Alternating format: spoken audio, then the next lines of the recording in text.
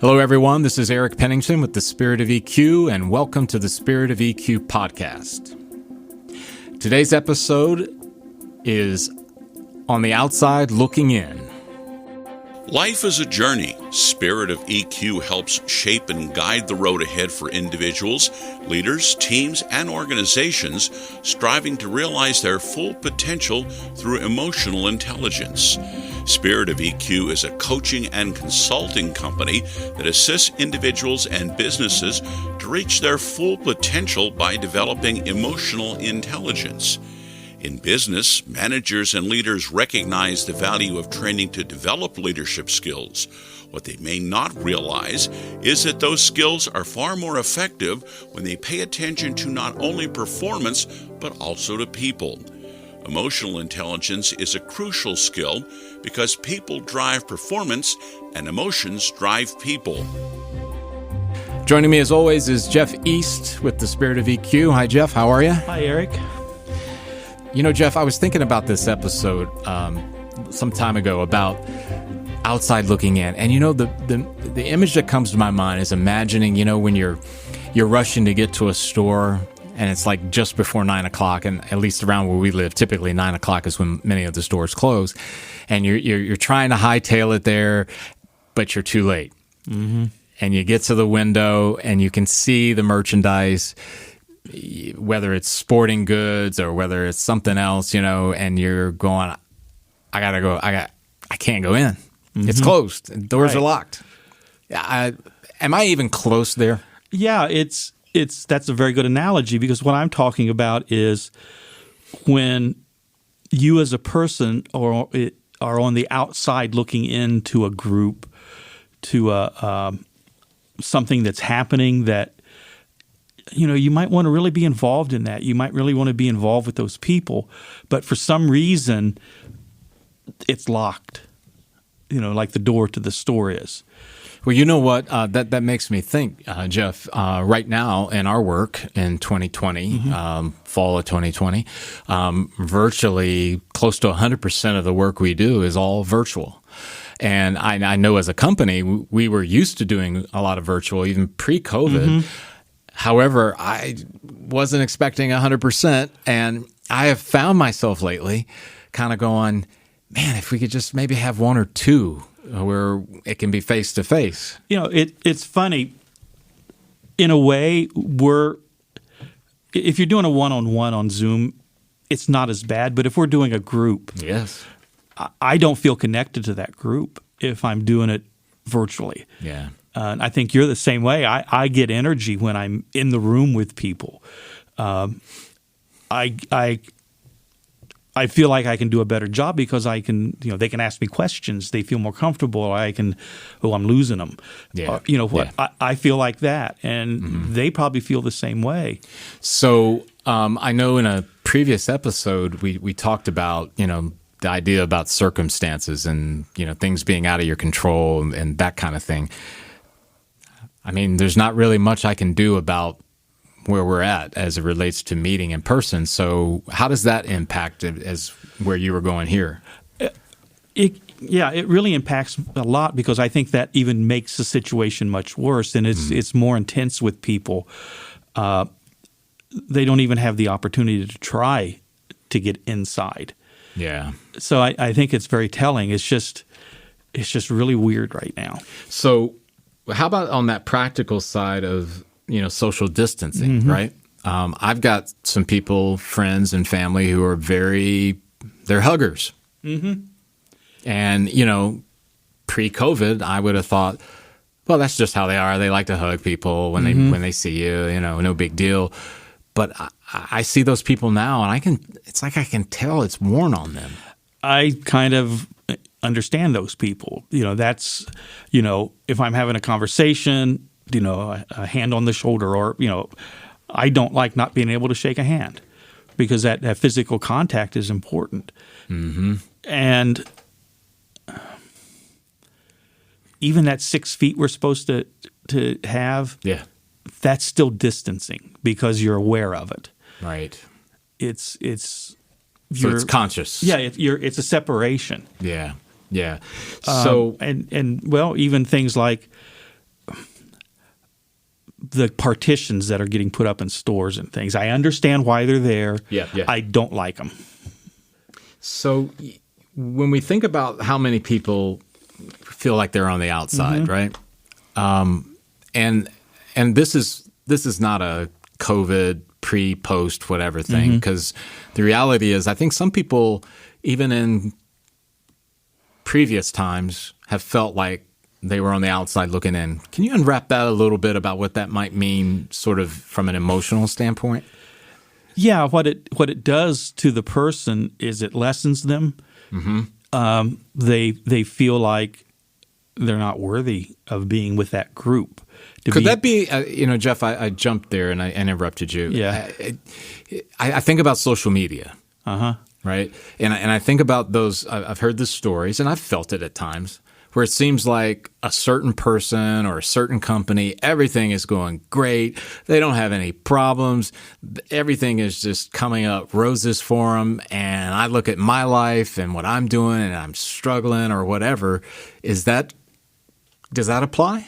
Yeah, it can. Why am I not being that successful? Why don't I have that many friends? Again, feeling like you're on the outside. Like you're on the outside looking in. What have I done that caused this? I think there's a lot of that.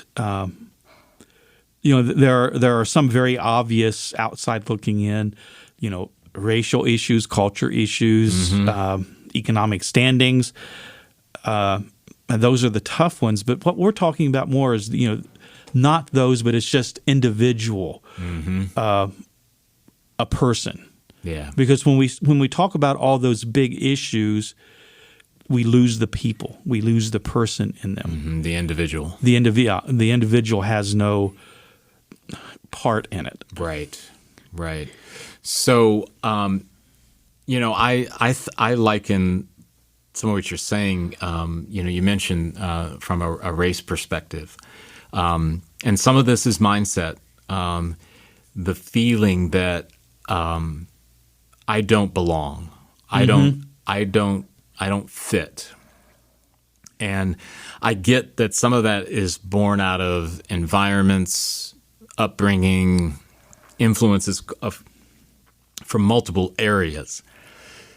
It just really strikes me, though, it's so vivid how you've described this idea that I may not necessarily be on the outside, but if I feel that I am, and again, I use the idea about race. Do I feel that I'm outside because of my race? And where did that come from? And you've used this before in other episodes, Jeff, this idea about exploring emotional literacy, being able to explore your emotions. Well, why do you feel that you're on the outside? What has happened in your life that would cause that? Are you really? Or have you decided that you are?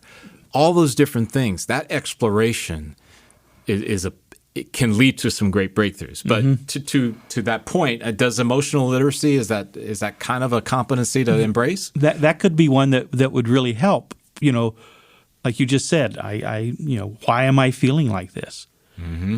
Explore it. Curiosity, that's a word you used a lot, and I agree with it. You need to be curious with an open mind. Right. No judgment. No judgment, especially of yourself, to discover it. That's the only way you actually have an honest or real understanding of what's going on. So you've mentioned this to offline, this idea about, do I even really want to be a part of this group? Do I? Is it really something that's important? Unwrap that a little bit. Yeah. Do I want to be a part of that group just because they're the in crowd, or something like that? What is my motivation? And that's another one of the competencies, intrinsic. Am I letting outside influence me? Everybody else that's cool is in that group. I'm almost talking high school, but right. You know what I mean. Yeah. Is that the reason I want to be in that group? I don't even know what happens in that group. Do I even, do I really want that? Yeah. You might go through all the effort of becoming in that group and you go, wow, I don't like this. Well, here's what's interesting. And Jeff, you know me well enough from an Enneagram perspective. You know I'm a 4, and the 4 is typically the individualist, right? So I'm at this conference, and it was a conversation, and it was about diversity and inclusion. And, this one person was talking about, well, we just need to get that institution, that organization to be more open to people of color and get them to change how they operate and blah, blah, blah. And I could feel it coming up in me. My individualist said, well, I can't say that here because we're not. I said, what with them, start your own system, start your own group. If they don't want to play with you, start your own. And I know that that's part of my wiring. So I want to be careful, audience. I understand some might say, but Eric, that's not as easy as you just said. And I agree with you. But I'm just telling you from my personality is that, Jeff, if you won't let me into your group, I'll go create a group. I'll find some others who will want to be in the group I'm in. Well, I'm a 9 on the Enneagram, and one of the definitions for that is called the peacemaker. I don't want anybody to be upset or excluded. Yeah. So I can get myself in trouble. You would be the person to say, no, Eric, come back. I'm going to figure out a way so that you can be in our group. Yes. So, yeah. Yeah. And I say this, Jeff, because when I thought about your statement about, do I really want to be a part of that? I just have this optimism that mixes with my individualist mindset that, you know what, again, if you want to close that door on me, if you want to say you're not allowed, then I'm going to say, I bet I can find some other smart, intelligent people that may look like me, may be from the same area as me, and we can put something together because we've got it in us, right? And audience, again, I'm going to stress to you, I know that's an Eric Penningtonism. I know it's not as easy as that, and I know there's all kinds of obstacles, but Jeff can attest. I am that guy. And I'm the one that's going to try to get everybody into one big group. Yeah. So think about the navigating of emotions, right? Because again, I can throw out those lofty statements that I just threw out, and we can talk about, maybe you should do this, maybe you should do that. But Jeff, when the emotions are coming at you, sometimes at rapid fire, I mean, wouldn't it be great if emotions just did one at a time and they kind of go, well, your time's up, anger. It's my turn. I'm sadness, right? But right. It doesn't work that way. No, it doesn't. What about the navigating of the emotions? Well, and I've said this before every time we've talked about it. You have to know where you start before you can navigate. Like your GPS. Yeah. So you need to have an understanding of what the emotions are. That's the emotional literacy. What is I truly saying or thinking? And we've also said this before, none of these competencies are standalone. Right. You might need to go to those other competencies to navigate it. The intrinsic motivation. Is this really important? If you identify it's not, then you've navigated that emotion, you can move on. Consequential thinking. Yeah. What will happen? What is the consequences of me joining that group? Or what is the consequences of me not joining that group? So those will help you navigate through what it is that is causing you the problems. Right. So from the perspective, and this is one that I feel kindred to. I've joked before, probably even in these some of these episodes about I once was the most aggressive judge, jury, and prosecutor on the planet of Eric, right? So the ideal of empathy. Some people when they are on the outside looking in, Jeff, might feel like they should turn it and look back at themselves and go, well, what's wrong with me? And why I can't be very special if people won't let me in.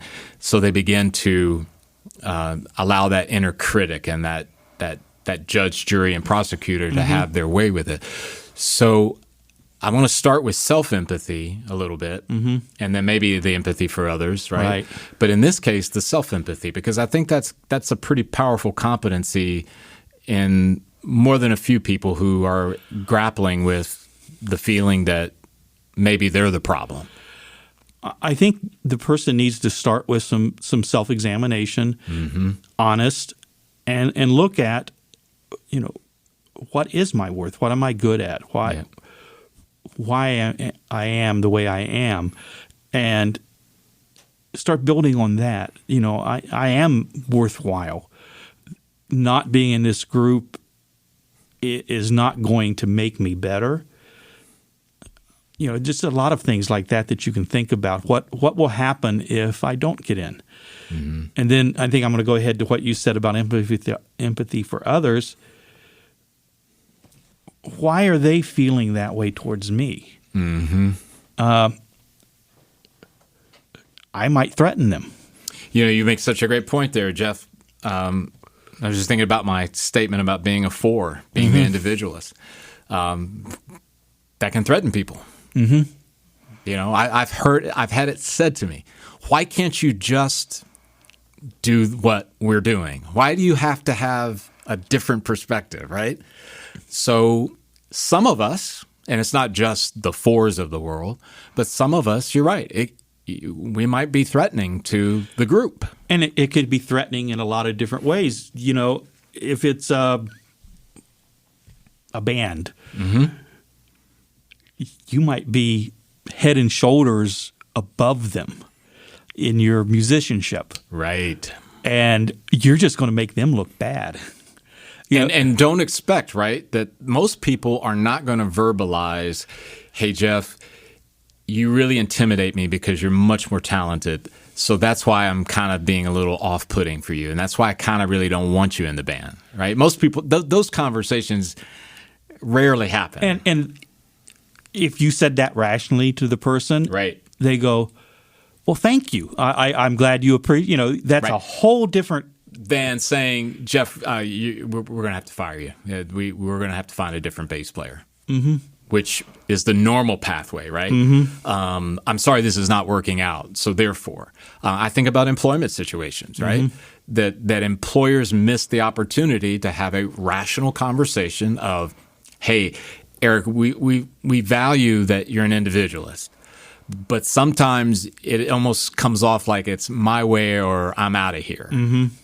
What could we do versus letting it build, and then it explodes, and it's like, well, I'm sorry, we're going to have to go in a different direction. Well, if you can have that rational conversation, they'll feel empathy for you because they recognize who you are. Yep. And then if you're being rational, you'll recognize. And then you're not operating under misunderstandings. No, okay, I understand now. So you can come to a solution. Maybe it's not the best workplace, or changing expectations. Yeah. So I think about others, right? I mean, we've kind of been on this path of thinking about the individual on the outside looking in. So what about when we see people or observe or interact with people who are in that spot? Maybe we're already in the group, as one example. What then? Once again, it's going to be self-exploration, self-examination. Yeah. And you can only do it for yourself unless there's some rules or something in the group. If it's because we've been talking about like organized groups, but that's not everything. Right. Social circles, there could be all kinds of things like that. So unorganized things. But so you can only really examine yourself. Did I do something to exclude this person? Examine, maybe I have a pattern with them that maybe I'm not really excluding them, but they feel that. Or I really am, and why am I doing that? Examine, what have I done? Just try to figure out, what is going on with that. Again, applying that curiosity. I can't stress enough, Jeff, and I've been on this sort of this riff for a while with our clients, is that exhaust your curiosity before you enter into judgment. I mean, just exhaust it to the point of where you can get enough information to where you can have at least enough information to be able to have a conversation about it. Yeah, and it could be something, we talked about a band. Mm-hmm. In this case, maybe they are not at the level of, the band. Mm-hmm. And it would be bad for them. But you didn't talk to them about that. Yeah. Practice, come back, we'll try it again. Yeah. When you're using that example. So why is the reason I'm making them feel that way? Or maybe I'm not the one, and then you might have to start paying a little bit more attention to what others are doing. Yeah, yeah. So I'm thinking about it in light of if you observe unfair treatment of another individual by a group. Mm-hmm. And as you said, it's not just the organized group as in an employer. It could be a family, it could be a group of friends. Mm-hmm. Some people find it easier to stand up for the person being excluded.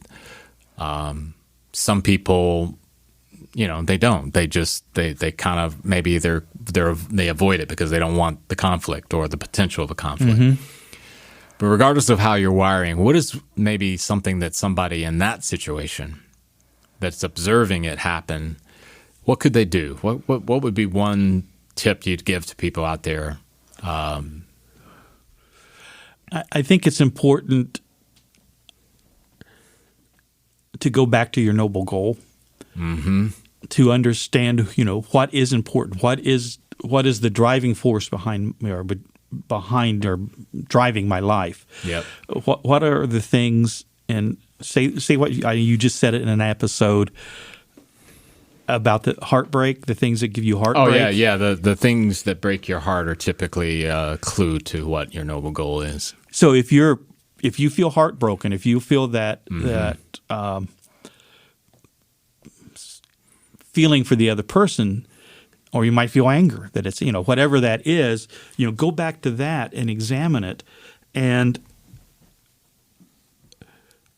that will help drive you to what you would do, to how you would respond to it. And it might be you might reevaluate the group and go, why am I here?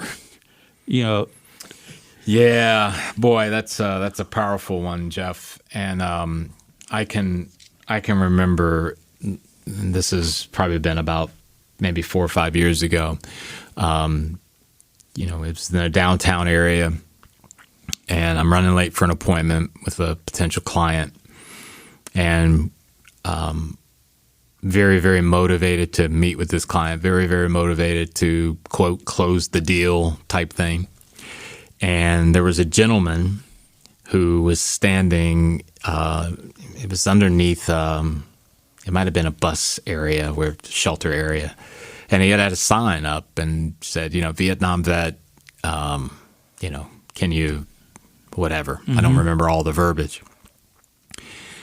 And I was moving fast, I'm running late. I want to meet this client, I want to close this deal. And then I stopped. And I thought for a moment, how many people have passed by? How many people were on their way to an appointment? How many people were on their way to close another deal? And I turned around and I said, hey, have you eaten anything today? Just shook his head. I said, come on. There was a bagel shop right in this area. Now, I'd love to tell you that I was just feeling great and, just helping someone out, doing good for I was still feeling the pressure of maybe I'm going to be late, first impression, I'll be late. But at the same time, he's hungry. He hasn't eaten, right? Or at least appeared to. Mm-hmm. So just orders, gets food, and back out. And I get up there, and I was late. Mm-hmm. And they didn't care. Never was spoken. Everything turned out fine.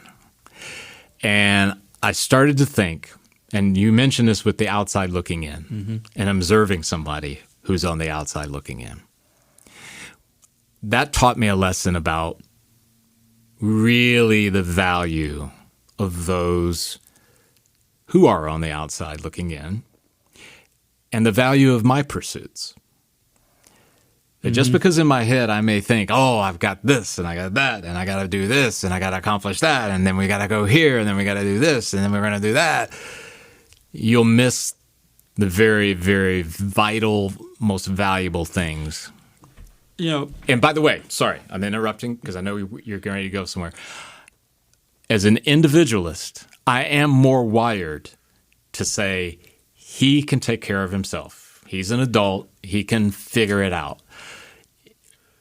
My faith walk tells me it was God putting his finger on my shoulder and said, don't go any further. Turn around. I need that. So just full disclosure, you go. No, what's interesting when you do something like that, you could have just handed him some money. Right. But you took the time to go in and make sure he had a meal. The meal was important, I'm sure. But what was more important, you included him.